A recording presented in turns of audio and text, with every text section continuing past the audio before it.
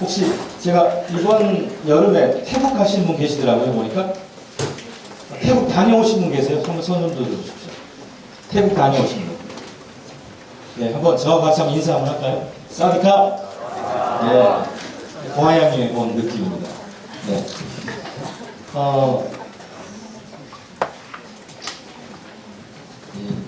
이 태국이 지금 0.1%예요. 그렇지 않아요? 0.1%. 일본보다도 고구마율이 굉장히 낮습니다. 여러 가지를 생각하게 하는데요. 여러 가지 이유가 있습니다. 여러 가지 이유가 있는데 저는 태국에서 사역하면서 느낀 거 하나는 이 문제가 해결되지 않으면 태국 선교는 참 어렵겠다. 그 문제가 뭐냐면요. 제가 태국에 처음 가서 은행을 가서 이제 계좌를 이렇게 통장을 만들고 있는데 여기 이제 보면 남자 여자 이런 거 체크하는欄이 있죠. 네, 메일, 피메일. 태국 가면 하나 또 있습니다. 트랜스젠더가 있습니다. 네. 그러니까 이제는 그 남자 여자, 여자 남자가 태국의 또 하나의 성으로 인정되는 그런 나라가 되었습니다. 이 성 정체성 문제가 왜 문제입니까? 하나님의 그 창조 질서와 어긋나기 때문에 그렇죠. 하나님은 이 땅에 남성과 여성을 만드셨는데 태국에는 혼성이 또 있더라고요. 이 문제를 태국 교회가 허락하는 거예요, 그냥. 네, 태국 교회가. 그런데 그 태국 교회를 참 공격하기가 어려운 것 같아요, 선교사님들이. 네. 왜냐하면 여러 가지 이유가 있겠지만 비자를 같이 쓰고 있기 때문에 참 이거 어렵습니다. 그래서 이 정체성 문제에 대한 그 개념이 정의되지 않는 한 사역은 굉장히 어려운 거죠. 마찬가지로 한국 교회가 하나님께서 복 주셔서 선교사 파송 2위국까지 올라갔었다가 이제 떨어진 거 아시죠? 들으셨죠? 몇 위까지 떨어졌습니까? 6위까지 떨어졌어요. 네. 물론 경쟁하자는 이야기는 아니지만 어렵다는 이야기입니다. 네. 현재 한국 선교가 굉장히 어려움에 처해 있습니다. 이것은 한국 교회와 무관하지 않습니다. 한국 교회의 상황과 한국 선교의 상황은 이건 같이 가는 겁니다. 왜 그럴까? 고민 참 많이 해보게 됩니다. 오늘 근데 이 동부교회 선교학교 와서 제가 힘을 얻고 돌아갈 것 같습니다. 왜냐하면 이유는 들으시고 아멘 하셔야죠. 네, 아멘 훈련이 너무 잘 되어 계시니까 일단 아멘 해놓고 보는 거죠. 어떤 교회 가면 아멘 단속 기간이 걸려가지고 아멘 참 안 하는 그런 교회도 있긴 있습니다. 네. 제가 지금 본부 대표로 들어온 지 2년 반 됐습니다. 그리고 이제 MK 선교에 대한 강의를 할 사람이 별로 없어요, 지금 한국에서. 그래서 제가 모든 교단들, 모든 선교 훈련들을 거의 다 지금 제가 강의를 다니는데 선교 훈련 원장님 고민이 두 가지가 있습니다. 여러분 들으셨을 거예요, 아마. 오늘도 이렇게 선교 강의 오신 명단을 보니까 한국에서 제일 훌륭하신 분들만 다 이렇게 초대를 하셨네요. 저 빼놓고. 네, 참 훌륭하신 분들이 왔다 가셨습니다. 지금 한국에 있는 선교 훈련 원장님들이 고민한 두 가지가 뭐냐면 첫 번째는 선교 헌신자들이 줄어들고 있다. 저 깜짝 놀랐어요. 이분 잠깐 왔다 가시는 분인 줄 알았는데 계속 계시네요. 이렇게 선교 훈련 많이 받으러 오는 데가 없어요. 정말 이렇게 많은 선교 훈련원 그 멤버들이 강의해 본 게 이게 지금 몇 년 만인지 모르겠습니다. 지금 한국 교회의 문제란 말이죠. 선교 헌신자가 많지가 않아요. 네. 근데 그 이유가 하나 있더라고요, 보니까. 선교 한국에서 그 평가한 이유가 뭐냐니까 이 단기 선교가 장점이 있으면서도 또 그게 또 단점도 되네요. 단기 선교 한 일주일 갔다 오면 갔다 온 분들은 이제 선교했다. 그리고 안 한다는 거예요. 단기 갔다 온 그 다음에 어떻게 가야 됩니까? 장기를 가야 되는데 단기 갔다 오고 나서 이제 다 끝났다. 다 이루었다. 네. 주님이 말씀하셨던 것처럼 그리고 끝낸다라는 거죠. 그냥 선교를 맛보러 가는 게 아니라 정탐하러 가는 거거든요. 정탐이라는 말은 다시 가기 위해서 가는 거예요. 이번 여름 단기 팀은 그렇게 좀 갔으면 좋겠습니다. 벌써 포기하는 분들이 몇 분 계시네요. 헌신자 수가 줄어든다는 건 한국 선교의 문제가 아니라 하나님의 선교에 빨간불이 켜진 거죠. 두 번째는요. 지금 15년 전보다 뭐가 달라지냐면 20대 헌신자가 거의 없답니다. 보통 이 세계 선교가 대부분 20대 선교사가 나가서 선교를 시작했거든요. 한국에 처음 대동강 땅을 밟지도 못하고 순교당한 토마스 선교사가 20대 중반이었습니다. 그 영국 교회가 20몇 명 출석하는 교회에서 파송한 선교사였어요. 20대였습니다. 20대. 요즘은 반대로 이제 시니어들이 하도 젊은이들이 안 나가니까 답답하니까 요즘 시니어들이 머리 허여신 분들이 나가기 시작했어요. 가셔야 되는데 먼저는 젊은이들이 나가야 됩니다. 젊은이 나가야 됩니다.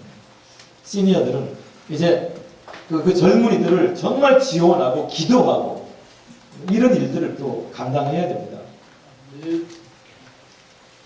선교훈련원 원장님들이 고민 두 가지를 제가 대신 말씀드렸습니다. 네. 이 선교의 그 개념, 아마 선교 학교에서 그걸 정확하게 배울 수 있다면 선교가 뭡니까? 전도는 복음을 증거하는 건데 선교가 뭐죠? 쉽게 이야기하면 다른 문화권에 복음을 증거하는 거죠. 그렇다면 자녀들에게 복음을 증거하고 양육하는 것 선교입니다. 왜냐하면 다른 문화권이에요. 이 자녀 문화권은 다른 문화권이에요. 달라요. 그래서 복음 전하기가 힘든 거예요. 우리 자녀들에게. 제가 이렇게 시작하는 이유는요. 이번에 또 한국은 공격을 받았습니다. 이 땅은요.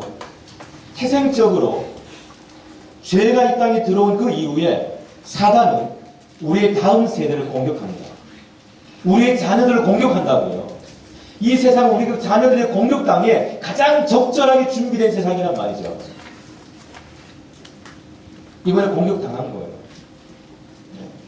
어떻게 해요? 준비되지 않은 기성세대들을 통해서 공격당한 거죠. 가룟 유다를 통해서 주님이 팔렸던 것처럼 무책임한 저를 포함해서 잘해야 되는데 잘 준비하지 못한 우리 어른들 때문에 그 다음 세대가 그러니까 공격당하고 있다는 거죠.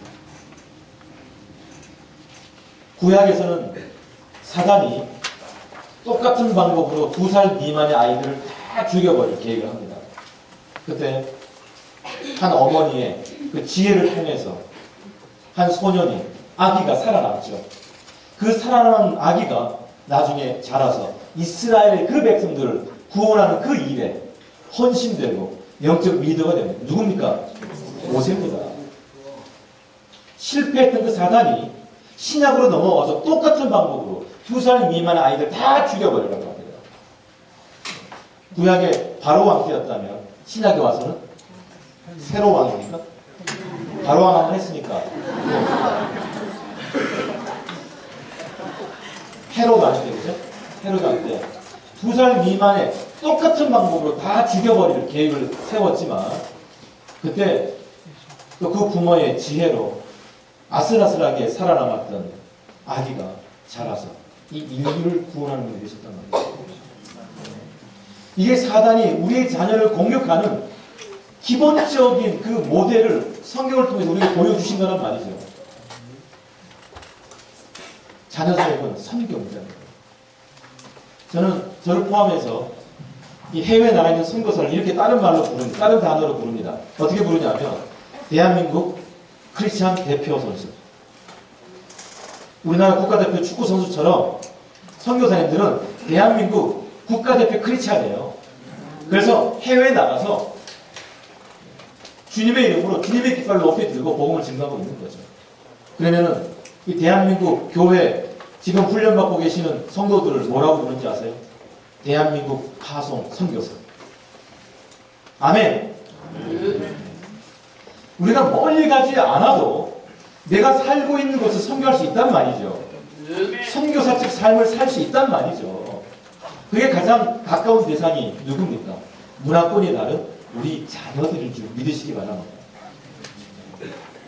그래서 오늘 결론을 말씀드리고 가자면 선교사 자녀 사역은 선교사님들 고생한다고 그 자녀들을 조금 도와주는 그런 이야기가 아닙니다. 선교사 자녀 사역은 선교입니다. 예전에 이런 이야기 들어본 적 없으실 거예요, 아마. 저는 2년 반 전에 이제 본부 대표로 들어와서 우리 MK 네스트라는 선교단체의 브로셔를 만들면서 제일 앞에 이렇게 써놨습니다. MK 사역은 선교입니다. 이것 때문에 고민 많이 했어요. 과연 선교사 자녀들을 지원하는 일이 이거 유치원에서 애들 조금 이렇게 도와주는 것처럼 타가 개념으로 조금 도는 일인가? 그럼 내가 이걸 왜 하고 있지?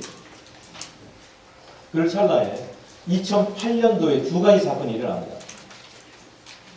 첫 번째 사건은 2008년 남예멘에서 그 선교사 대회 그 자녀들을 돌보기 위해서 갔던 한 MK 선교사가 그 내란으로 인해서 순교를 당하죠. 네, 깜짝 놀랐습니다. 그때까지만 해도 한국 선교단체는 MK 사역자를 선교사라고 쉽게 불러야 돼? 말아야 돼? 고민 참 많이 하고 있었습니다. 첫 번째, 순교자가 나오더라고요. 그렇다. 사단도 눈치를 챘구나. 저 선교사 자녀들을 잘 양육하면 자기들에게 손해볼 걸 이제 사단이 먼저 알게 됐구나. 귀신이 예수님 제일 먼저 알아요. 사단이 예수님의 그 능력을 가장 잘 안단 말이죠. 미리 손 쓰고 있더라고요. 오늘 배우는 건 뭐냐면 제가 결론부터 드리는 말씀은 이게 이야기를 하다 보면 강의를 하다 보면 나중에 시간이 부족해서 결론을 이야기 못하고 끝날 때가 많아요. 그래서 일단 결론부터 하면 언제 끝나든지 결론 된 거니까요. 네. 오늘의 결론은 뭐냐면 선교사 자녀 사역은 MK 사역은 선교사 자녀들 조금 돕는 일이 아니다. 뭐다? 선교입니다. 선교입니다. 예, 선교입니다. 선교사님들의 마음이 또 부모님들의 마음이 자녀의 이름에서 많이 나타나잖아요. 네. 어떤 아이 이름이 순교였어요. 순교. 너무하지 않아요? 너무 직접적이잖아요. 네, 순교. 이름을 바꿨어요. 그래서 뭘로 바꿨냐면 선교로 바꿨어요. 그거나. 네. 너무 좀 그러니까 이제 그 다음부터 선교사님 좀 조심하시더라고요. 그래서 딸을 낳고는 이름 이렇게 짓습니다. 해선이라고 있습니다. 해선. 뭐죠? 해외 선교. 아들 낳고는 세선이. 세계 선교. 야, 그래서 이거 좀 너무합니다. 그랬더니 이제 어떤 분이 이름을 노아로 지었더라고요. 참 좋다, 노아. 근데 나중에 알고 보니까 그 아버지의 예명이 주예노 선교사예요. 주 예수 그리스도 노예. 노아가 뭔지 아세요?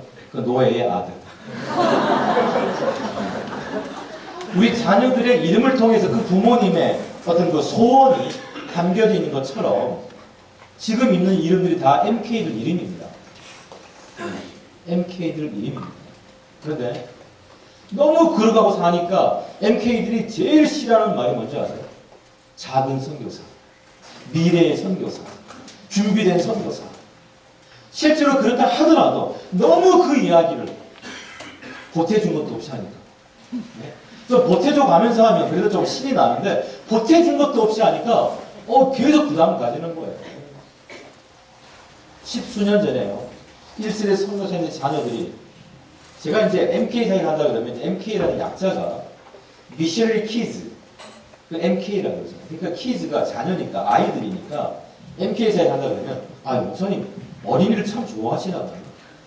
이 세상에 어린이 좋아하는 어린이 어디 있습니까? 참 힘든데 어린이. 네. 근데 어느새 한국 선교가 30, 40년 지나가면서 1세대 선교사 자녀들이 아이들이 아니구나. 30대, 40대에 가는 MK들이 많이 생겼습니다. 네. 이게 왜 중요합니까? 왜 중요합니까? 지금 결론을 지금 보충 설명하고 강의를 시작하려고 하는 겁니다. 선교가 100년 넘어가는 서구 선교단체에 대해 통계를 보니까요. 선교사 자녀의 40%가 선교 사역을 하고 있더라고요. 이미 통계가 나와 있어요. 서구 선교단체. 어떤 단체는 통계가 70% 나와 있는데 저는 이걸 잘 안 씁니다. 왜냐하면 선교사 자녀들이 막 벌벌 떨어요. 선교사 자녀 중에 70%가 선교사로 사역하는 선교단체가 있다니까요. 근데 보통 이제 통계는 40%로 보고 있습니다. 이게 미래의 한국 선교의 또한 단면일 수 있다는 겁니다. 그런데 그 선교사 자녀가 선교사에 된 아이들을 갖다 통계를 이렇게 내보니까요. 어떤 아이들이 그렇게 선교 선지했을까? 세 가지 필요 충분 조건이 있습니다. 그 첫 번째는요. 파송 교회하고 친한 MK. 진짜로 그렇게 나와 있어요. 네. 좀 이따 강의 때도 나오겠지만 이미 시작한 거 조금 설명을 드리면요. MK들이 한국에 안식년 때 나오거든요. 안식년 때. 안식년 때 나와서 한 6개월 내지 1년 정도 한국 학교 다니고 한국 교회 다니면서 상처를 제일 많이 입습니다. 왜냐하면 다르기 때문에. 한국이라는 나라는 이 다른 것에 대해서 못 견뎌요. 이게 우리 국민성이란 말이죠. 예, 좀 다르면 공격당한다니까요. 그래서 한국 와서 학교 생활하면서 왕따 당하는 왕따 경험 가진 MK들 거의 대부분입니다. 그래서 한국에 대한 부정적인 생각을 가지고 다시 선교지로 돌아가는 거예요. 그때 교회가 할 일이 있습니다. 교회가 할 일이. 네. 그 아이들을 충분히 이해해주고 수용해주고 받아주고 사랑해주고. 왜냐하면 20, 30년 후에 파송교회에 사랑받았던 MK들이 선교사 되더라고요. 물론 우리 목표는 선교사 자녀들 다 선교사 보내는 건 목표가 아닙니다. 사실은 모든 성숙한 그리스도인들이 보내든지 가든지 해야 되지 않습니까? 그게 선교사적 삶이 아니겠습니까?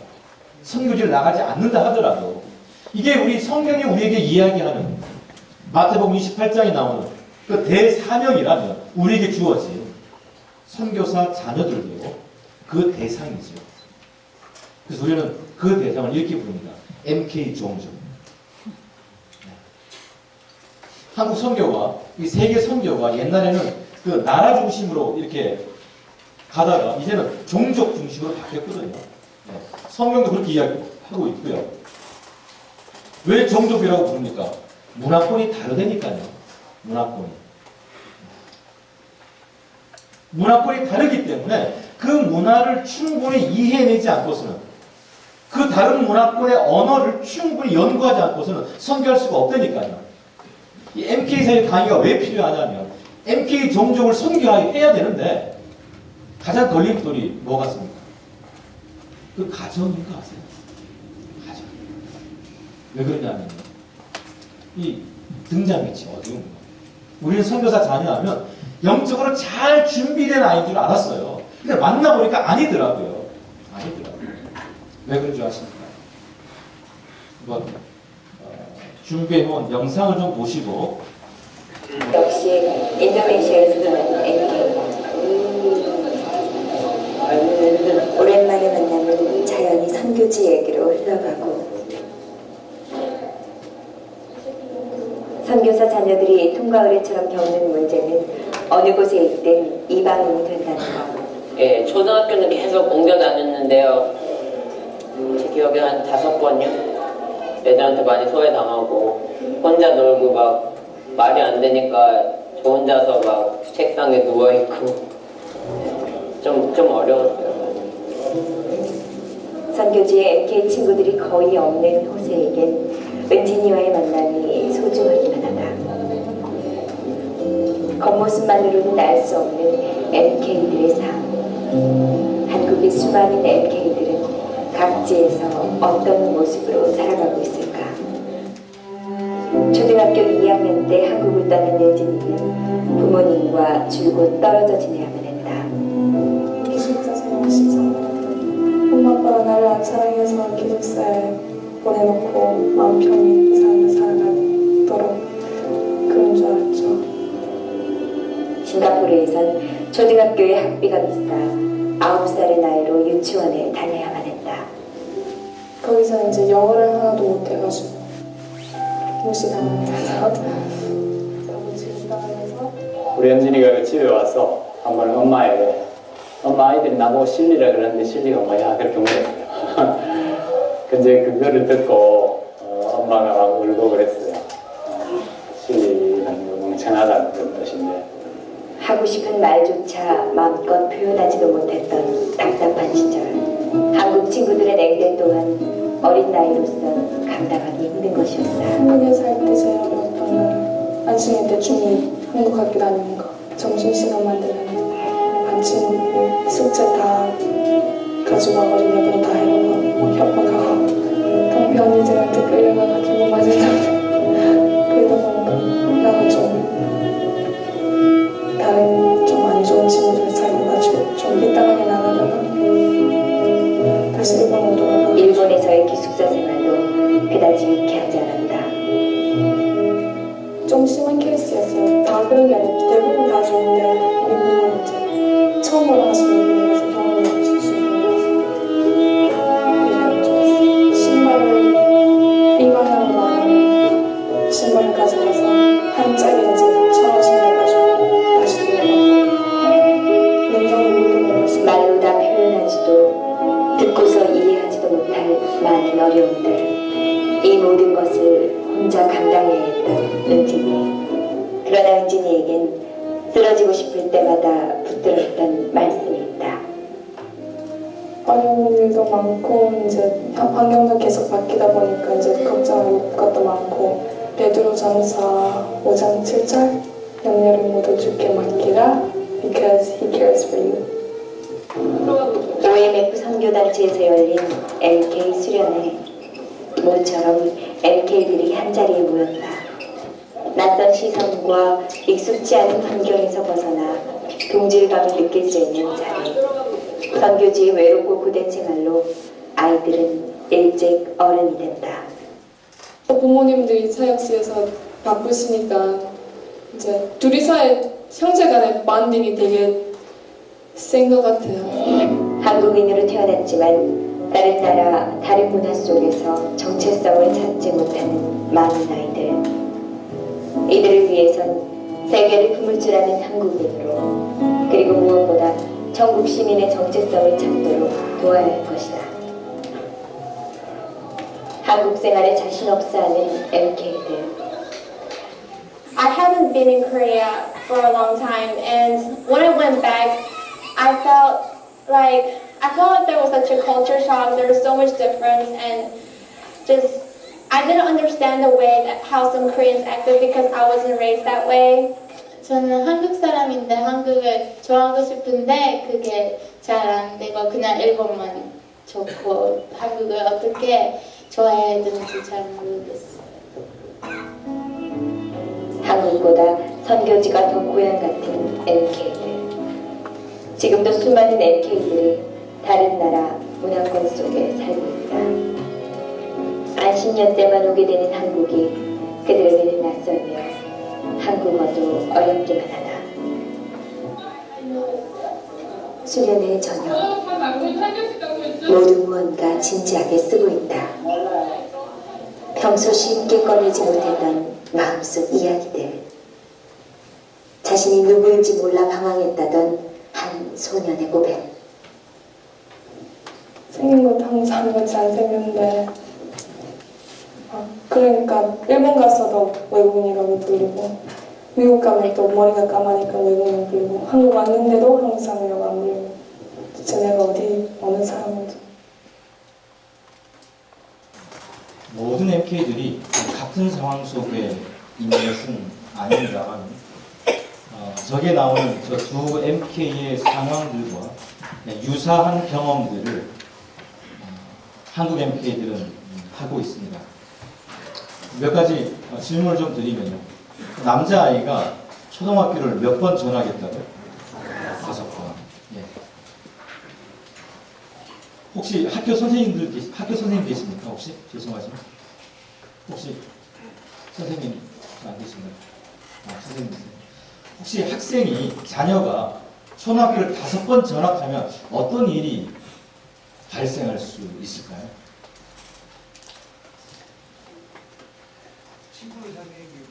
친구를 사귀기가 힘들고. 예. 그다음에 이제 지역적으로 떨어진 곳에 원로가 쉽게 들어오는. 예. 또 공부를 할 수 있을까요? 초등학교를 5번씩 옮겨 다니면? 굉장히 많은 도움이 네, 굉장히 많은 도움이 필요하다고 학교 선생님이 말씀해 주셨습니다. 네. 누가 일부러 초등학교를 5번, 맹자 외에는 이런 일 안 합니다. 네. 맹자는 몇 번 옮겼지만 그렇습니다. 두 번째 질문은요. 여학생이 기숙사 생활을 몇 년 했다고요? 13년. 대학생이거든요. 그래서 대학생이 기숙사 생활을 13년 했다는 건 뭘 의미할까요? 정말 어릴 때부터 기숙사가 있었던 거예요. 네. 그 여학생 MPA가 한 말이 우리 부모는 나를 사랑하지 않아갖고 기숙사 넣었다 이거죠. 선교지 사람을 사랑하는데 그 상대적 박탈감, 부모님의 그 사랑을 빼앗긴 듯한 정서적인 어떤 그런 어려움들 이때니까요. 나중에는 남매가 친해진 거죠. 왜 친해졌을까요? 둘이만 항상 집에 있었으니까. 네. 그래서 MK들은 사이들이 좋아요, 되게. 네. 한국도 부모님들이 신경 안 쓰면 자녀들이 참 사이가 좋았을 텐데. 너무 신경 쓰시니까. 네. 아주 미치려 그러시죠. 너무 신경 써서. 그래, 나중에 그게 다 사랑인 걸 깨닫는 데는 시간이 많이 필요한 것 같아요. 보니까. 죄송합니다. 어르신들 많이 계신데, 죄송한데, 이 나이에도 제가 이제 해외 사역 나가면, 우리 어머니는 그렇게 꼭 용돈을 주신다. 참, 감사하긴 하지만 참 죄송스럽기도 하고, 이게 한국 부모의 심정이죠. 한국 부모의 심정이죠. 선교사님들도 부모인데, 왜 그렇게 안 하고 싶겠어요? 제가 어떤 인터넷에 찾아보니까 이런 영상이 하나 있어서요. 한번 쭉 읽어가겠습니다. 이 이야기는 실화를 바탕으로, 아니, 안 끄셔도 괜찮습니다. 예, 안 끄셔도 괜찮습니다. 실화를 바탕으로 하는 겁니다. 어느 보수부정에서 있었던 이야기인데요. 그냥 마음속으로 읽어주십시오. 스웨덴에서 실제로 있었던 일인데요. 어느 아침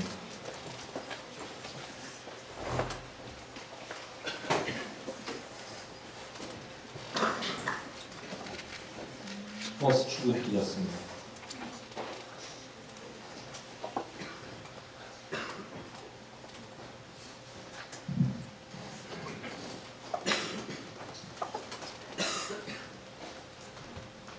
횡단보도에서 브레이크 고장인 것을 알게 됩니다.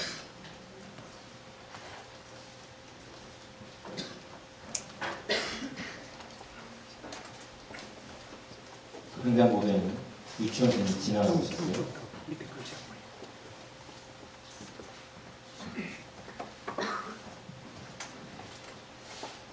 운전기사는 고민하기 시작합니다. 뭘 고민했을까요?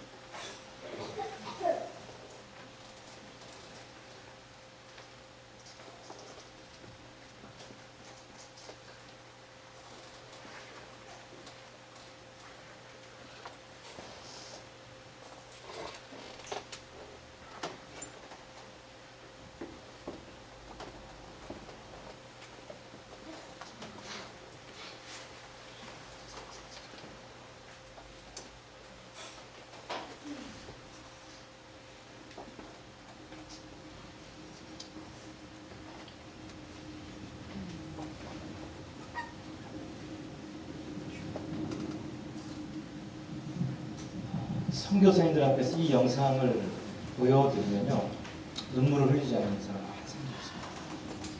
다 자기 이야기가. 저는 강의할 때마다 보지 마. 우리 아이들한테 미안한 마음이 많습니다. 가장 결정적일 때 함께 있어주지 못한 상황들이 참 많거든요.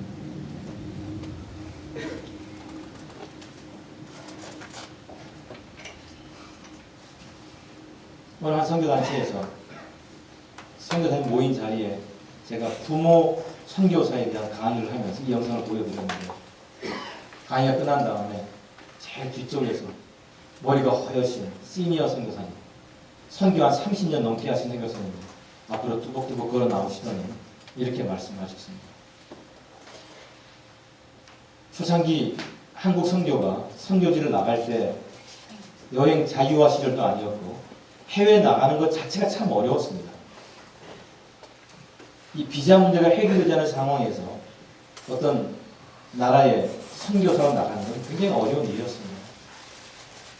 안 돌아올 생각을 하고 순교할 각오로 나갔던 사람이, 죽으러 가는 사람이 어떻게 자녀들에 대해서 무슨 계획을 세울 수 있었겠습니까? 그런데 선교 30년이 지나고 한국에 돌아와 보니 죽지도 못했고 자녀들도 잘 못 돌보고 회한에 찬 그런 이야기를 후배 선교사들 앞에서 하시더랍니다. 지금 좀 달라졌습니다. 1세대 선교사들은 순교하고 나갔습니다. 다시는 안 돌아올 준비를 하고 나갔단 말이죠. 지금은 다릅니다. 현대 선교는 출고 전략이 있습니다. 거기에 이양하고 돌아올 계획을 하고 나갑니다. 달라지는 거죠. 굉장히 여러 가지가 달라집니다. 안 들어올 계획을 하고 나가는 사람하고 돌아올 계획을 하고 나가는 사람은 계획이 다르죠. 계획이 다르죠. 네.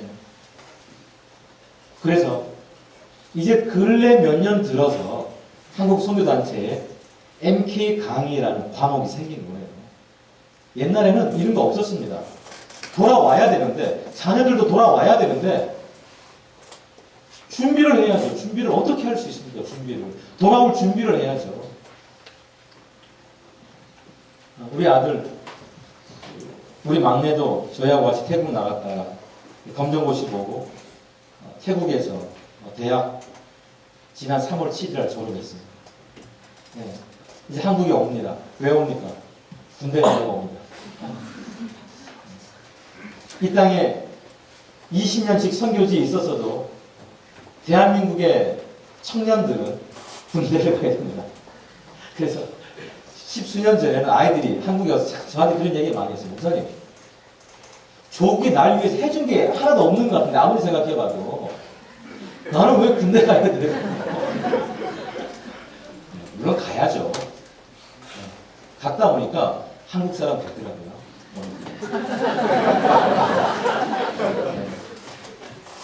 그런 어려운 상황이 있어요. 왜 이게 어려우냐면, 요즘 그 한국 MK들이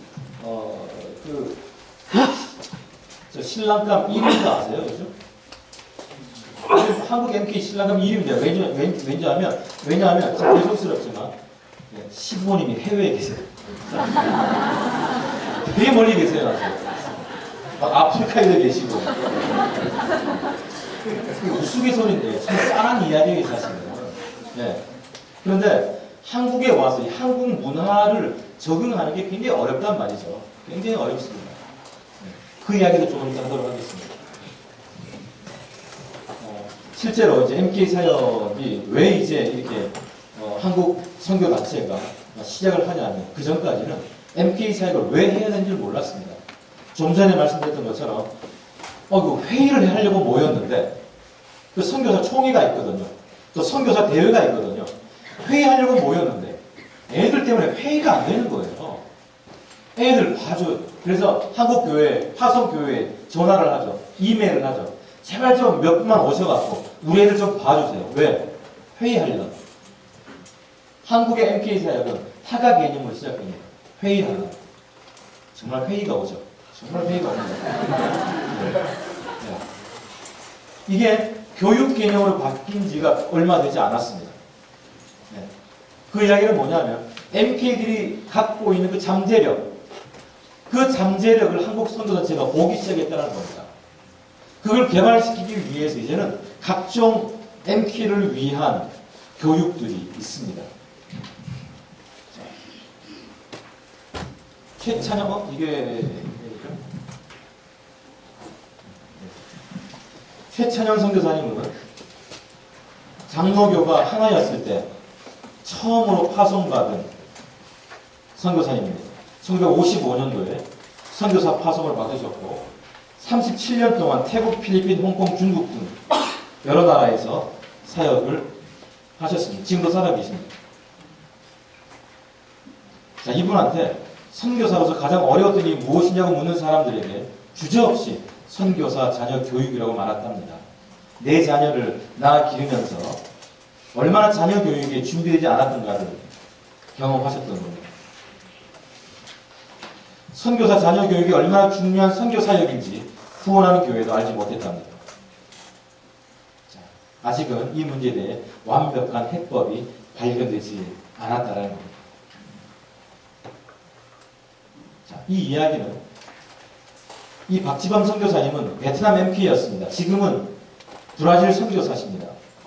처음에 선교지 나갈 때 뭔가 좀 다른 느낌으로 나간 거죠. 베트남 나가면서. 어떻게 나간 줄 아세요? 그 다음 보세요.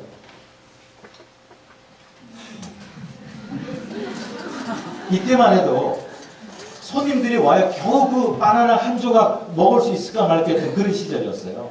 그리고 그 손님들이 다 먹고 가면 욕하죠. 남기고 가야지. 남겨야 우리도 좀 먹을 수 있었는데 그런 날이었는데 부모님이 야 베트남 가면 바나나 시큼 먹는다. 그래서 간 거예요. 네. 지금은 이제 선교사님 되셨는데 선교지에 대한 선교사 본인과 선교사 자녀의 느낌은 전혀 다릅니다. 자, 선교사 자녀는 남들이 경험하지 못한 것들을 경험합니다. 반면 남들이 기본적으로 경험하는 것들을 누리지 못하면서 자랍니다. 이게 왜 중요합니까? 왜냐하면 미래에 무엇을 하며 살아야 하는지를 결정할 수 있는 아주 중요한 요소이기 때문에 그렇습니다. 이게 교육이라는 겁니다. 교육. 어떤 환경 속에서 어떤 교육을 받느냐가 바로 미래에 뭘 할 수 있는 게 결정된단 말입니다. 그런데 이 선교사님은 어떤 상황이었는지 한번 보십시오. 고등학교를 졸업할 때까지 6개의 언어를 바꾸고 사용했어요. 다 잘했겠어요? 아니요, 다 못했어요. 지금은 아마 2-3가지 정도 잘하고 계실 거예요, 아마. 그리고 9번이나 학교를 옮겼습니다. 고등학교 졸업할 때까지. 제가 선교사 자녀 수련회에서 한번 꼭 손 들어보게 하는데 제일 많이 전학한 애가 고등학교 졸업할 때까지 13번. 1년에 평균 한 번씩은 전학을 한 거예요. 자기가 좋아서 했겠습니까? 아니요. 부모님 사이 옮기는 것 때문에 하신 거예요. 누가 이런 식의 모순되는 교육을 일부러 받겠습니까? 그런 상황이 발생할 수 있다는 거죠. 자신의 선택과 관계없이. 그래서 그 자녀들이 그 마음 속에 부모를 향한 마음을 제가 알게 되었습니다. 저는 1997년도에 제가 지금 소속한 한국해외선교회라는 단체에서 선교사 자녀 수련회를 인도해달라는 부탁을 받고 처음으로 선교사 자녀들을 만나게 되었습니다. 일주일 동안 수련을 하고 마지막 금요일 저녁에 간증하는 시간이 있는데 아이들이 하나같이 나와서 간증하기를 이 수련회 오기 전까지는 우리 부모님을 미워했습니다. 여기서 끝나면 간증이 아니죠. 그런데 수련회 와서 MK의 정체성에 대해서 배우고 나니까 그 부모님이 이해가 되고 부모님이 용서가 되었습니다. 부모님이 존경하고 사랑하게 되었습니다. 부모님을. 그냥 깜짝 놀랐어요. 그 헌신자들에게 누가 돌을 던질 수 있겠습니까? 그런데 자녀들이 돌을 던지더라고요. 이때 처음으로 그 아이들이 그 부모의 선택을 통해서 받고 있는 그 스트레스를 제가 보게 된 거죠. 그래서 이 사역을 계속하기로 마음을 먹었습니다. 그 다음에 또 이제 여름에 모국 초청, 모국 방문, MK 수련회가 열렸는데 아까 한 선생님이 말씀하셨던 것처럼 아이들이 어릴 때 왔다 갔다 하는 친구들이 별로 없어요. 그래서 그 수련회에서 만났던 그 친구들 1년 동안 보고 싶어서 기다리다가 다시 만나는 거예요. 고등학생이 된 남자아이 둘이가 와서 인사하는 게 아직도 기억이 납니다. 서로 악수하고 1년 동안 잘 있었어. 포옹도 하고. 그리고 이렇게 인사하더라고요. 근데 너희 집에 후원금은 잘 와?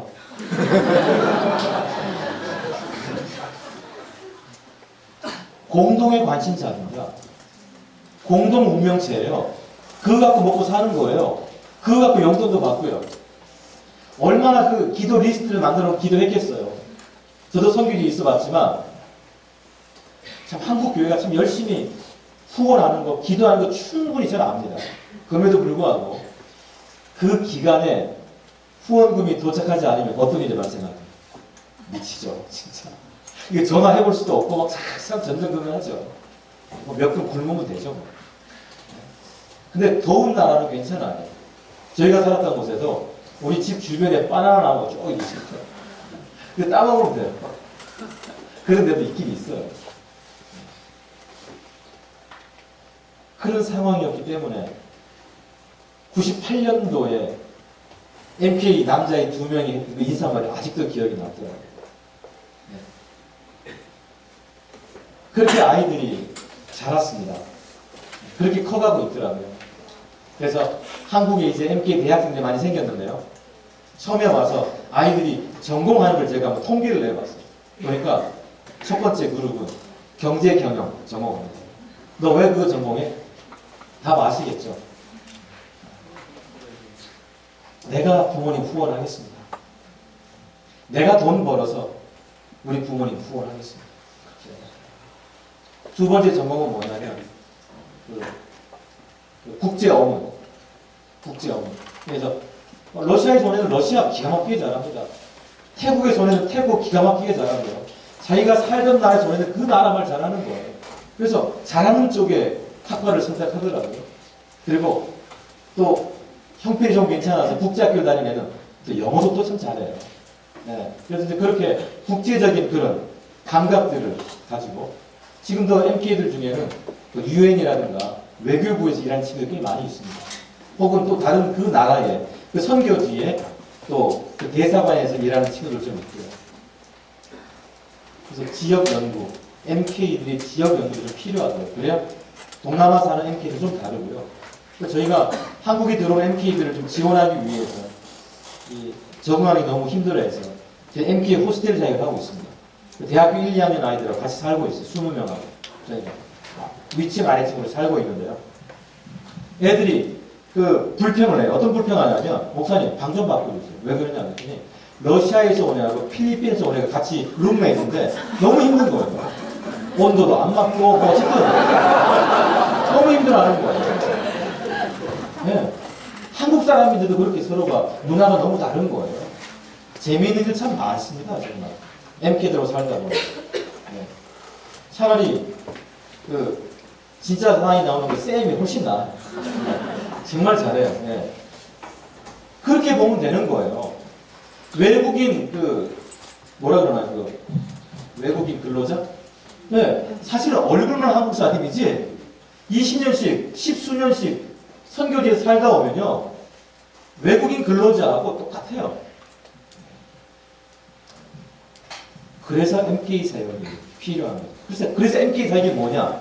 그거를 우리가 공부를 하러 오늘 모였습니다. 자, 이런 상황으로 한국 MK들이 미치면요. 미션 키즈인가, 미싱 키즈인가. 잃어버리기에는 너무 중요한 자원들이고요.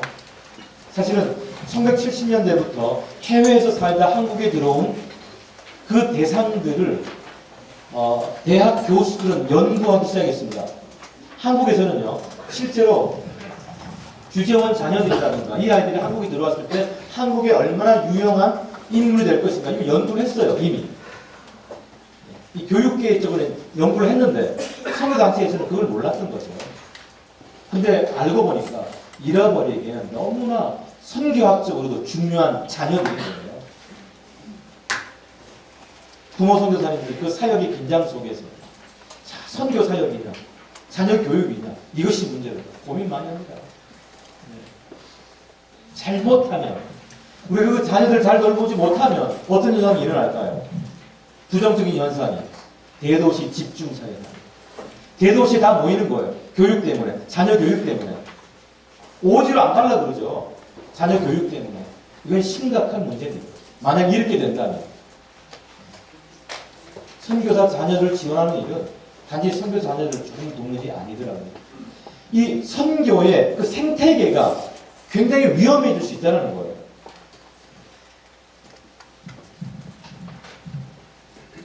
자녀교육 문제가 선교사의 비공식 설문 통계 1위 고민입니다. 이걸 수면으로 올려놓지 못합니다.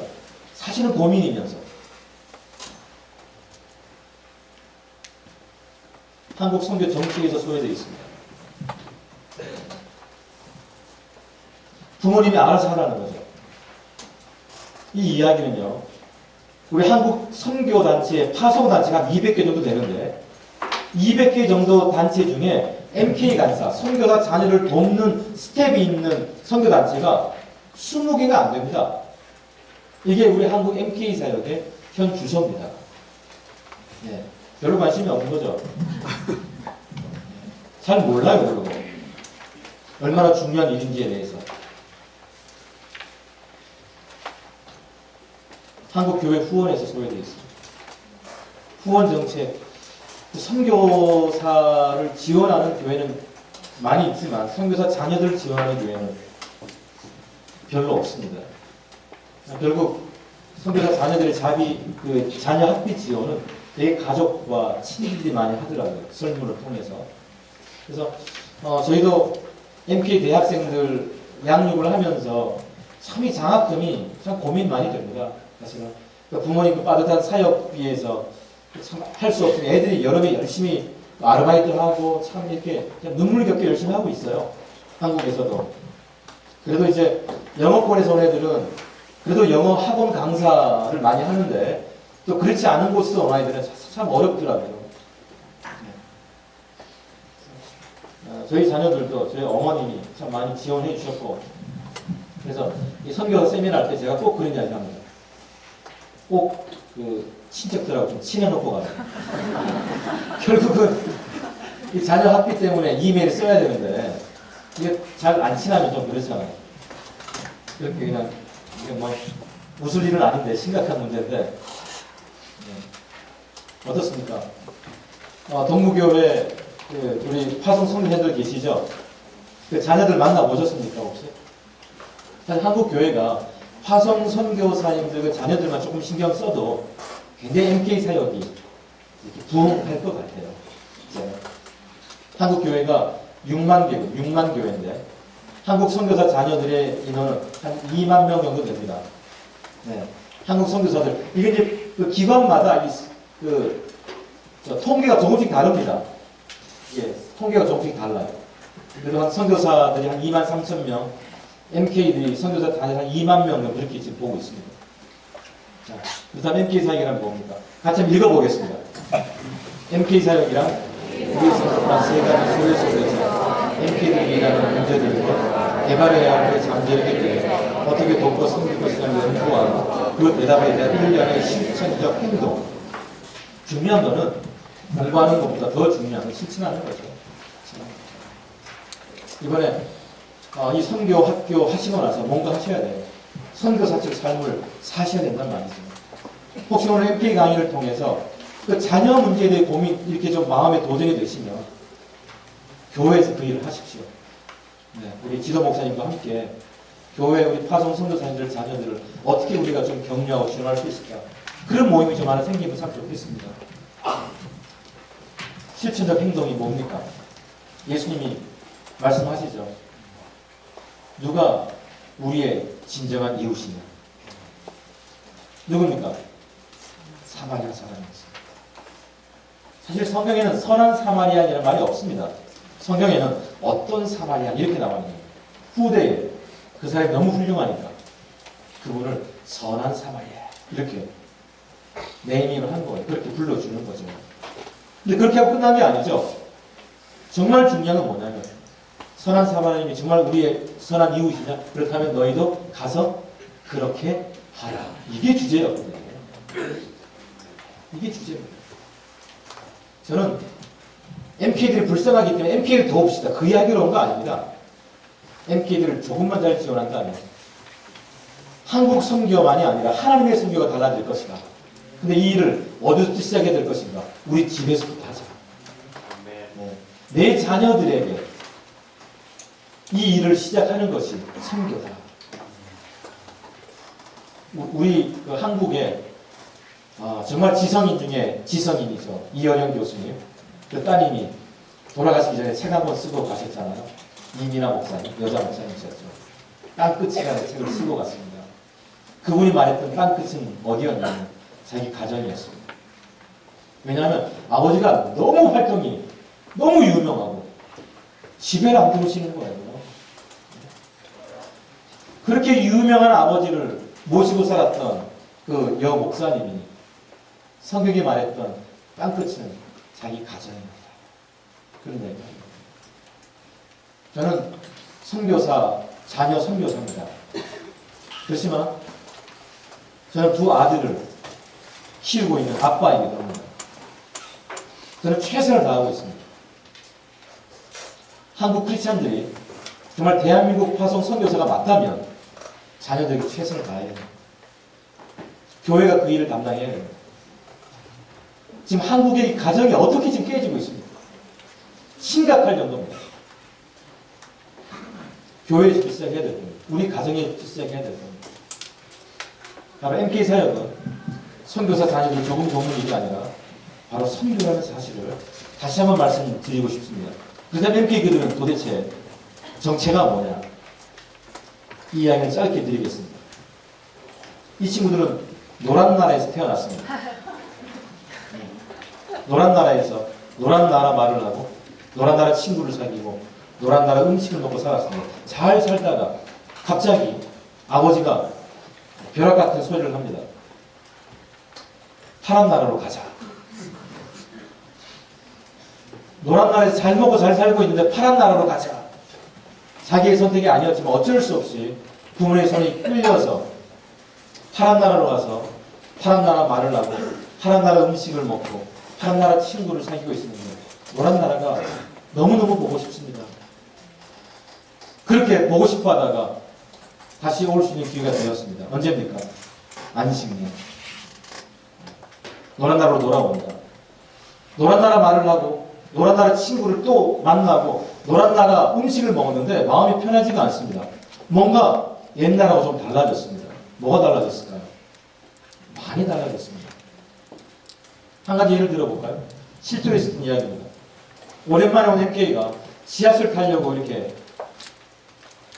갔는데 사람들이 너무 많은데 사람들이 전부 다 자기 지갑을 이렇게 꺼내더니 그 지하철 그거 옹것도 들어가는 거예요. 그래서 지도 눈치 보면서 자기 지갑을 꺼내갖고 불안해지시죠 지금? 저도 불안합니다 지금. 네, 이걸 얹고 들어가려고 하는데 딱 그때 어떤 생각을 한지 아세요?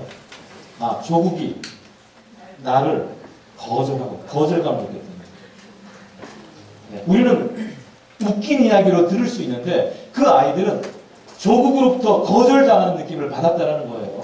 이런 이야기가 한둘이 아닙니다. 그런 이야기 할 때 그러죠. 우리는 우스갯 야 바보냐? 바보가 아니잖아. 다른 거죠. 몰랐던 거죠. 그래서 MK 사역이 필요하대요. 어떤 아이는 또 부모님이 진짜 토큰 가져와갖고 이야기를 안 하겠습니다. 참 별일이 다 있습니다. 여러분. 별일이 다 있습니다.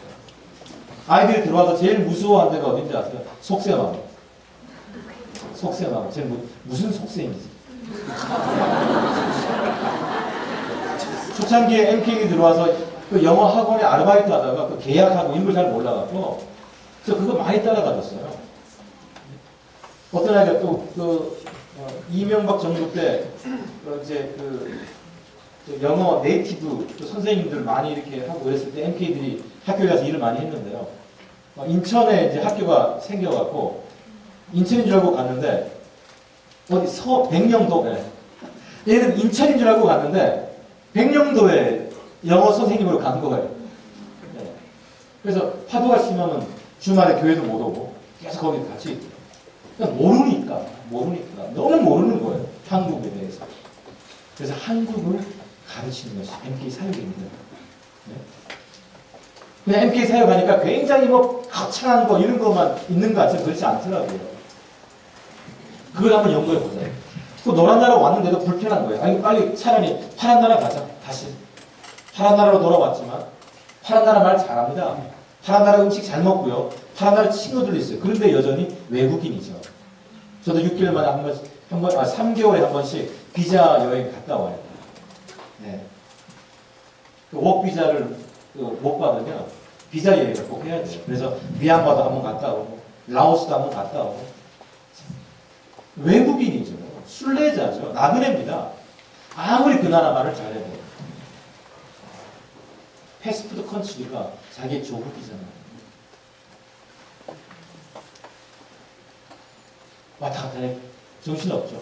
정말 나는 누구란 말입니까? 네.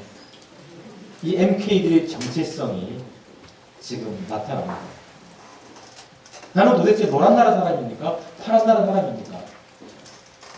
집에서는 노란 나라 부모들하고 살고 밖에서는 파란 나라 친구들하고 같이 지내고 이렇게 왔다 갔다 하다 보니까 나는 도대체 누굽니까? 나는 초록 나라 사람입니까? 네, 이 이야기는 해외에서 오래 살았던 미국 MK가 자기의 정체성의 시를 썼어요. 그 시 제목이 I'm green. 나는 초록 나라 사람. 그 시를 이 강의 안으로 이렇게 만들어 봤습니다. 네. 깍두기죠, 일종의. 깍두기가 뭡니까? 아, 대구에서는 깍두기라고 부릅니까? 뭐라고 부릅니까? 감자? 굉장히 그러네요. 네. 새로운 학설이네요, 감자. 이게 자기는 그 놀이 중에 열심히 하고 있는데 아무 소속도 없어, 그죠? 야, 진짜 불쌍한 감자들이네. 자기의 정체성이에요. 그런데 문제는 뭐냐면 이 땅에는, 이 지구상에는 초록 나라는 없습니다. 노란 나라, 조국 혹은 파란 나라, 타국 두 개만 있단 말이에요.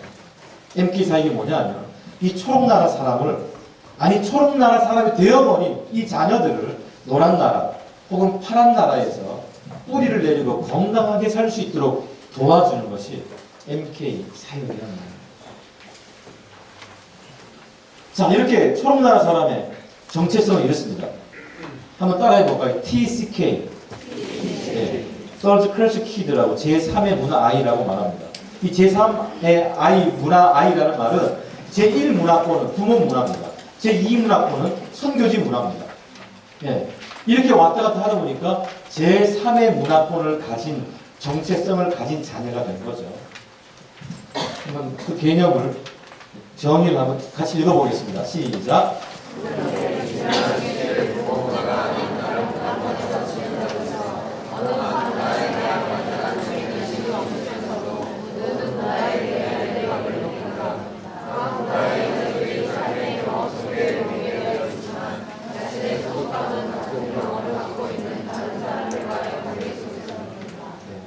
한마디로 다르다라는 겁니다.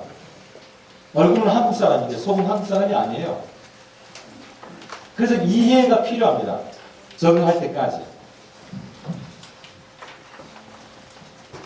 그래서 그 아이들을 TCK라고 부릅니다.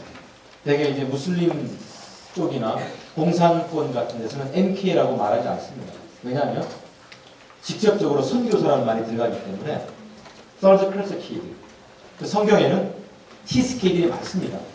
이스라엘에 태어났지만 다른 문화권에서 자란 인물들이 굉장히 많이 있죠. 그들을 TCK라고 표현합니다. 그렇다면 그들의 특징은 뭘까요? 바로 이동성입니다. 첫 번째. 이동성이 뭡니까? 초등학교를 5번 전학한 아이가 이 동네 저 동네 전학한 게 아니에요. 이 나라 저 나라로 전학한 아이들이에요. 이동성. 문화권이 다른 곳으로 많이 이동해본 아이들의 장점과 약점이 있죠. 장점이 어떤 걸까요? 장점. 맞습니다. 그 중에 하나는 적응력. 하도 왔다 갔다 하다 보니까 적응력이 뛰어나요. 어디 가도 살아야 되니까. 네. 그래서 제가 MK 캠프 때 물어보죠. 너 이동성이라는 특징을 가지고 너희가 앞으로 어떤 직업을 가지고 좋겠니? 그랬더니 손을 들고 이삿짐 센터에. 네. 너무 많이 이동을 하니까 가방 잘 쌉니다. 네. 여러분 여행을 많이 하면 가방이 커진다 작아진다. 그렇죠. 그게 적응력이에요. 네. 거기서 살아나야 되니까. 네. 거기서. 그렇지만 이제 이동을 많이 하다 보면 안정감이 없어요. 이 아이들을 우리는 나무 옮겨 심기로 비유를 하거든요. 나무 옮겨 심을 때. 너무 옮겨 심기를 자주 하면 그 나무가 뿌리를 내려야 되는데 뿌리를 내리지 못하고 나무가 건강하지 못하게 되죠. 그게 정석입니다. 이동성과 더불어서 그 아이들이 이동성 때문에 또 하나의 특징을 갖게 되죠. 그게 타문화 경험입니다. 타문화 경험. 타문화 경험을 많이 하게 되면 아이들의 세계관이 굉장히 넓어집니다. 저는 MK 코리아라는 그 청년 MK 네트워크의 지도 목사인데요. 이 아이들은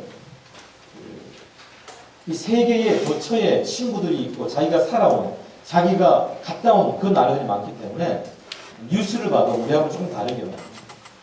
제가 살던 태국에 물난리가 났을 때 태국 MK들은 정말 고민 많이 하더라고요. 그리고 수년 전에 한국하고 베트남하고 축구 시합을 하는데요. 국가대표들끼리 베트남 MK가 전쟁을 하는 거예요. 한국을 응원하다니 베트남한테 미안하고 베트남을 응원하다니 한국한테 미안하고 이게 그들의 정체성입니다. 그걸 뭐라 그럴 수 없죠. 타문화 경험. 이 타문화 경험을 통해서 아이들이 타문화 기술, 언어라든가 여러분들 언어 여기 청년들 계신데 영어 공부 좀 열심히 좀 하세요. 이번에 단기 사역도 가시는데 태국 가시는 분들 웬만하면 그 어디 큰 그런 몰에 가시면 다 영어 하는 사람 꼭 다 있어요. 영어 공부 좀 하셔야 돼요. 얼마나 중요하냐면요. 그 어떤 그 쥐 한 마리가 고양이한테 쫓기다가 이제 막다른 골목에 와서 한마디를 하고 죽어야 되겠다. 딱 돌아서 한마디 했대잖아. 야옹 했더니 고양이가 어이가 없어서 놔줬대요. 이 쥐가 살아나서 집에 돌아가서 제2외국어의 중요성에 대해서 얼마나 역설을 했던지. 이게 경쟁력이에요. 경쟁력. MK들이 그 현지에서 열심히 한 아이들은 보통 3, 4개국을 합니다. 그게 경쟁력이죠. 어디 청년부 가서 제가 그 이야기 했더니 부러워하더라고요. 그래서 그렇게 한마디 했죠. 그럼 부모님들 송기 좀 보내라. 먼저 보내라. 네. 왜 그게 중요한지 아세요? 요즘 한국 정부가 얼마나 좋아지냐면요. 옛날에는 군에 있는 사람들 해외요? 말도 안 되는 거였어요. 근데 요즘요. 부모님이 해외에 계신 그 자녀들에게 티켓팅 해줍니다. 군대 또 가고 싶어요? 티켓팅 해준다고요. 그렇게 한국 정부가 좋아졌더라고요. 우리 아들도 치앙마이 한번 왔어요. 군에 있을 때. 네, 좋아졌어요. 군대 한번 더 가셔야 돼요. 부모님 먼저 보내시고. 이런 그 특징적인 이야기들이 있어요. 그 아이들만 해당되는. 근데 그게 좋은 거라면 우리 자녀들 그렇게 해야 됩니다. 네. 해외여행 좀 보내서 돈은 자기가 벌고 아르바이트해서 열심히 일해요. 좀 이 눈을 떠야 돼요. 세계관을 좀 넓혀야 돼요. 좀 넓은 나라 좀 가서 봐야 됩니다. 진짜 봐야 됩니다. 제가 보태주지도 못하면서 이런 말씀드리기가 죄송한데 영어 공부 좀 열심히 좀 하세요. 젊은 정말 영어 공부하세요. 그리고 이제 앞으로는 중국어 좀 해야 됩니다. 중국이 정말 중요한 나라를 구상합니다. 저희가 경제적인 것만 의미하는 것이 아닙니다. 그럴 가능성이 있다는 거죠. 꼭 된다는 건 아니지만 그럴 가능성이 있다는 거예요. MK들이 그렇다는 겁니다. 이동성과 타문화 경험이라는 이런 독특성을 통해서 이게 어디에 사용되겠어요? 이걸 선교학적으로 접목이 된다면 이미 이 아이들은 언어 끝났습니다. 여러분 선교사들을 파송하면 2년 동안은 아무것도 안 해도 그냥 내버려 두잖아요. 그죠? 뭐 때문에 그렇습니까? 언어 때문에 그런 거예요. 언어를 못하면 사역을 못하는 거예요. 그래서 아무것도 안 해도 언어만 좀 해라. 2년 동안 제발 좀 시험도 봅니다. 열심히 합니다. 그런데 이미 헌신하기도 전에 언어가 끝난 그런 종족들이 있다니까요. 그 언어. 부모님보다 훨씬 더 좋은 발음으로 하는 종족들이 있다니까요. 왜 그 종족을 우리가 그만둬야 돼요? 그만 놔두면 안 됩니다. 이미 부모 선교사들은 가서 그냥 친구 사귀려고 막 애를 많이 쓰는데 안 되는 그 언어에 이미 친구들 네트워크가 쫙 되어 있는 종족이 있다니까요. 이미 문화 경험 끝났어요. 선교사 자녀들이 하는 일이 뭔지 아시죠? 단기팀 가시면 자녀들이 안내합니다. 통역도 하고요. 자녀들. 평소에는 안 하는데, 네, 그럴 때는 또 합니다. 동역자예요, 동역자. 서구 선교단체가 40% 선교사 자녀들이 선교사하는 그 몇 가지 설문 통계 중에 하나가 이거였습니다. 부모님과 동역해본 경험이 있는 자녀. 그런 경험이 있는 아이들은 선교사 되는 퍼센트가 굉장히 높아집니다.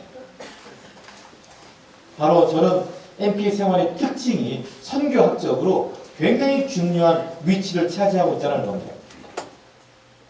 잘려나간 뿌리. 이동이라는 것은 뿌리를 잘라내야 됩니다. 한국에서 떠날 때 그 아이들은 가장 친했던 친구와 이별을 합니다. 가장 좋아했던 내 강아지하고도 이별을 해야 되고요. 가장 내가 좋았던 또 이모하고도 이별을 해야 되고요. 그러니까 다 단절해야 나갈 수 있는 거죠. 선교사님들은 본인들이 헌신하셨으니까 잘라냈지만 내가 결정하지 않은 것 때문에 나를 잘라내야 될 아픔을 가지고 있다. 선교사 자녀들. 그래서 제 아내는 가족치료라는 그 상담을 전공을 지금 했습니다. 그래서 선교사 자녀들을 상담을 많이 하고 있는데요. 얼마 전에도 치앙마이 가서 이제 MMPI라든가 뭐 진로 적성 검사라든가 그런 걸 많이 하고 다니고 그런 게 되게 많이 필요해요. 아이들이 그런 그 스트레스가 굉장히 많습니다. 그런 거 있죠. 왜? 다른 사람 때문에 그게 나한테 영향이 올 때 오는 스트레스 있으시잖아요. 그런 스트레스가 있다고요. 근데 왜 더 크게 되냐면 인도를 가서 이 중고등부 아이들하고 이제 MPA들하고 같이 이야기를 나눴는데 너 뭐가 제일 힘들었어? 그때는 어떤 중3 여자아이가 조금 있더니 눈물을 막 흘리기 시작하는데 나중에 이제 물어봤어요. 너 왜 울었어? 그랬더니 인도 온 지 5년이 됐는데 5년 동안 학교에서 왕따를 당하는데요. 왕따를 당한 게 서러운 게 아니라 이 이야기를 부모님한테 할 수가 없다는 거예요. 왜? 사역에 영향이 있을 거예요. 이게 더 힘들었다는 거죠. 네, 말할 수 없는 거예요. 스트레스를 뭐 어디 가나 없겠습니까? 그런데 이걸 누구한테 말할 만한 사람이 없다는 거예요. 이게 정말 힘들었다는 거예요. 그 아이들이 1년에 또한 뭐 안식년 때 마도 오는 한국 그런 정서적인 혹시 상담 전문가들은 그런 일들을 좀 하면 참 좋습니다. 잘려나간 뿌리 참으로 많은 걸 자를 수밖에 없었죠. 그래서 아이들은 이 세계에 비슷한 풍습이 있는데요. 나그네들을 이렇게 잘 돌봐주는 풍습이 있죠. 자기 집이 아닌데 뭐 이리 오너라부터 시작해서 몇 날 며칠 그 사랑방에서 지내면서 그리고 다 이렇게 도와주는 게 우리 한국의 풍습 아니었겠습니까? 왜냐하면 본능적으로 사람들은 이동할 때 가장 케어가 보호가 필요합니다. 네, 집 떠났을 때 가장 서럽고요. 네, 그게 바로 이동을 할 때 아이들이 너무 많이 왔다 갔다 한국과 선교지와 또 뭐 왔다 갔다 할 때 굉장히 면역이 약해지는 거예요. 네, 그때 잘 돌봐줘야 되는 거죠. 그런 게 필요합니다. MPD 도와주는 이유가 그런 게 필요하고요. 자, 1993년도에 한국 선교사 지도자들이 모여서 자 그렇다면 한국 MPA들 어떻게 교육해야 될 것인가? 세 가지를 정했습니다. 한국인, 국제인, 신앙인으로 만들자.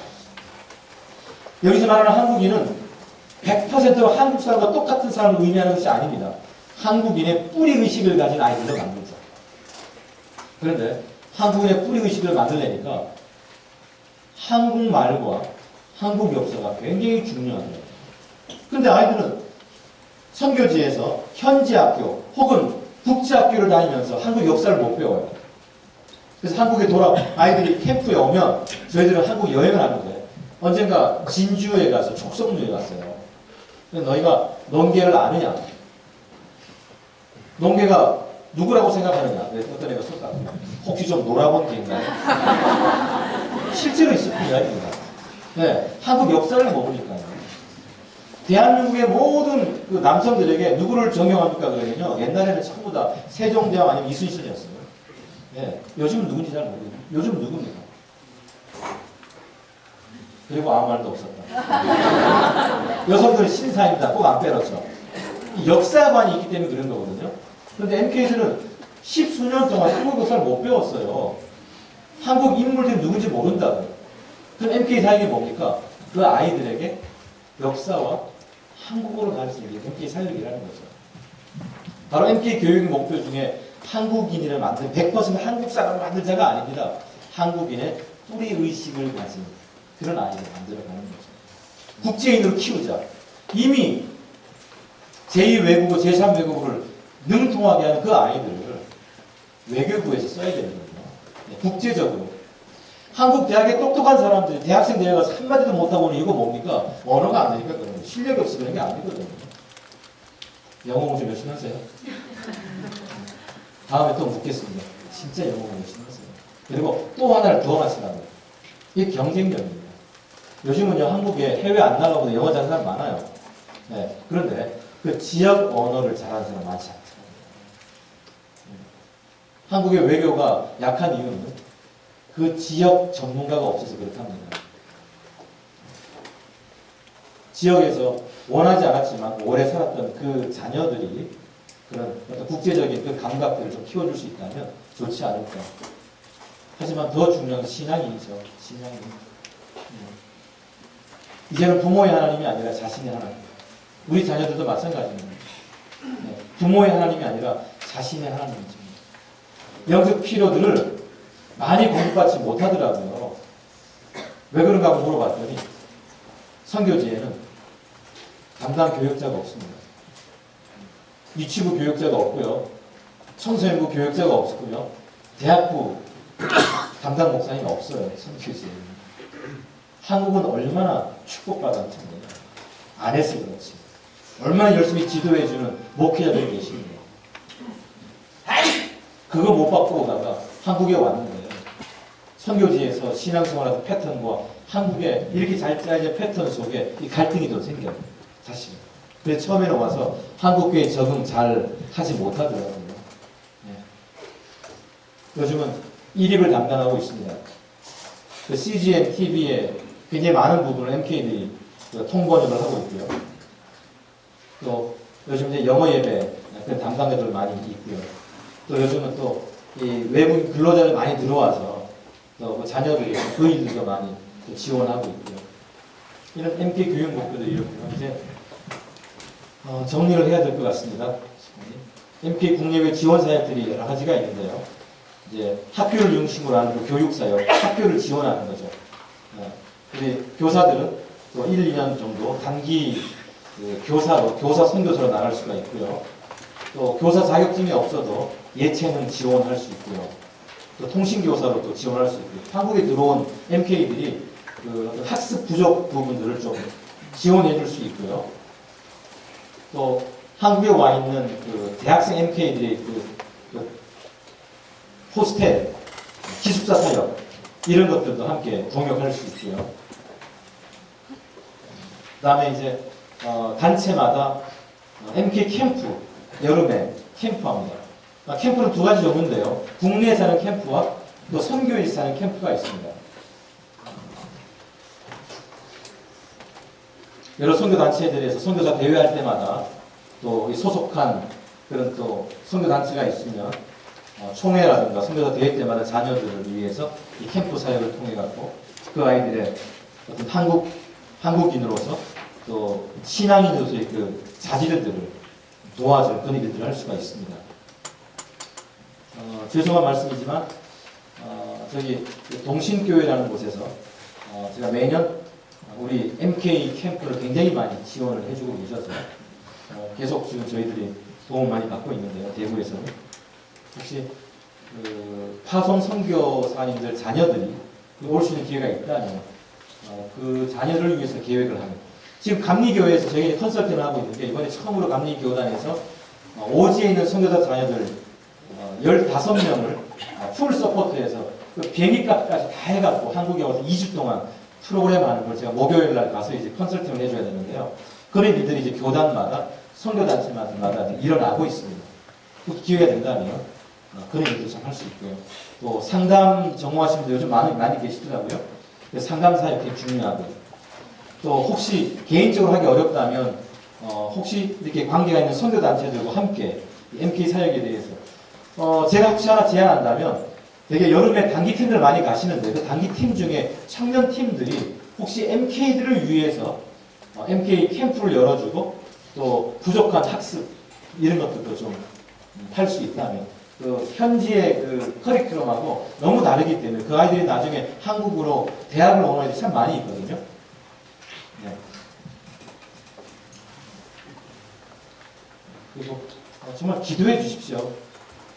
기도 외에는 그런 역사가 일어날 수 없더라고요. 정말 기도 외에는 없습니다. 기도나가 아니라 기도는 큰 일을 위해서 하는 것이 아니라 기도는 큰 일이죠.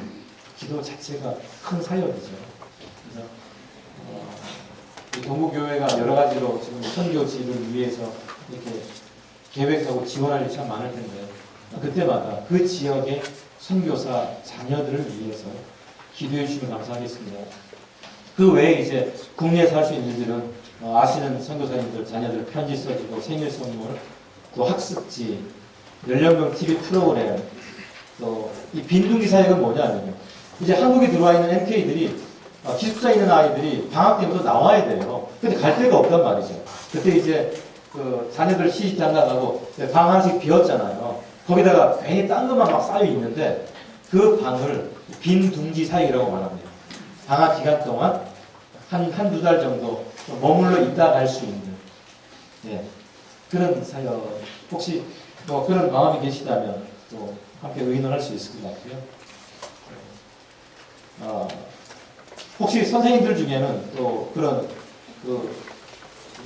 국제 MK 학교 사역도 역사와 한글 중심으로 굉장히 중요합니다. 그런 분들이 여기 보면 단기 교사 사역, 한글 학교, 방과후 학교, 홈스쿨링 지원. 결국은 MK 사역을 줄여보면 선교 플러스 교육입니다. 선교인데 교육이 굉장히 중요한 역할을 감당을 하고 있죠. 말씀 한 절 읽고 마치도록 하겠습니다. 창세기 45장입니다.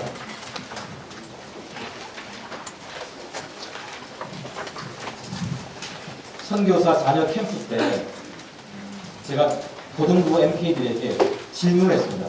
너희는 MK가 뭐라고 생각하니? 그랬더니 한 MK가 손을 들고 이렇게 대답합니다. MK는 신발입니다. 무슨 뜻이냐? MK는 부모님의 신발입니다. 신발은 스스로 한 발짝도 움직일 수 없지만 부모님이 신고 러시아에 벗어놓으면 러시아에 있어야 되고 태국에 벗어놓으면 태국에 있어야 됩니다. MK는 부모님의 신발입니다. 좀 자주 섞인 그런 이야기죠. 그때 하나님은 할 말을 생각나는 것이죠. 바로 그때 제가 큰 소리로 이야기했던 성경이 바로 창세기 45장 5절부터 8절인데요. 제가 빨리 읽어드리겠습니다. 당신들이 나를 이곳에 팔았다고 해서 근심하지 마소서, 한탄하지 마소서. 하나님이 생명을 구원하시려고 나를 당신들보다 먼저 보내셨나이다. 하나님이 큰 구원으로 당신들의 생명을 보존하고 당신들의 후손을 세상에 두시려고 나를 당신들보다 먼저 보내셨나니 그런즉 나를 이리로 보내니는 당신들이 아니요 하나님이시라. MK들아, 너희는 MK를 부모님의 신발이라고 이야기했는데 성경을 보니까 부모님의 신발이 아니라 하나님의 신발이에요. 하나님이 보내셨네요.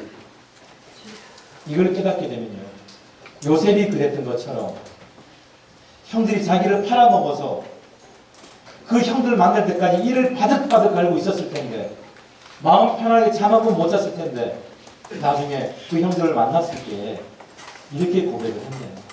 깨달은 거죠. 형들이 팔아먹어서 내가 애굽에 온 것이 아니라 하나님이 보내셨다. 이걸 깨닫는 순간 행복해집니다. 우리 자녀들 하나님이 우리 가정에 보내줬습니다. 우리 부모님들 하나님이 내게 주신 선물입니다. 저는 MK 사역을 막 좀 호소하러 오지 않았습니다. MK 사역은 선교입니다. 하나님의 부심에 따라 선교지가 결정되는 것처럼 하나님이 선교 플러스 교육이 이 선교사 자녀 선교에 하나님이 부르신다면 순종하십시오. 그런데 먼저 우리 가정에서 하나님이 내게 주신 자녀들을 향해서 지난 금요일 고난일에 주님께서 우리에게 보여주셨던 그 사랑을 먼저 좀 흘려보냈으면 참 좋겠습니다. 그럼 하나님이 우리 가정에서 일하시기 시작하시고 또 하나님이 우리를 가장 적절한 곳으로 선교사적 삶을 살 수 있도록 그냥 파송하실 거라고 저는 분명히 확신합니다.